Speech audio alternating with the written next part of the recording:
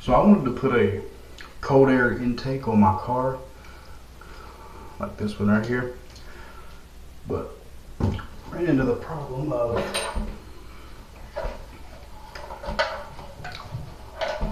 my car, the mass airflow sensor bolts on straight onto the airbox, and it's flat. So what I did, you take the box out completely.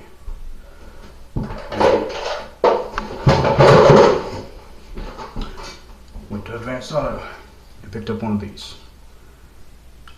It's an adapter plate that fits my car. This one's made by Spectra, the same as the air filter I'm going to use here. I'm going to use the factory bolt, little screw bolt hybrids. Bolt my mass airflow sensor right onto this plate, and then I can put my intake right there on the end of that adapter. For anybody who ran into the problem with this, I have a 1994 Nissan Altima.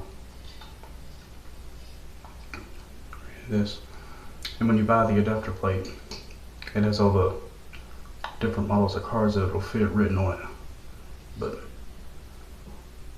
you can always re-drill the holes if it doesn't quite fit right.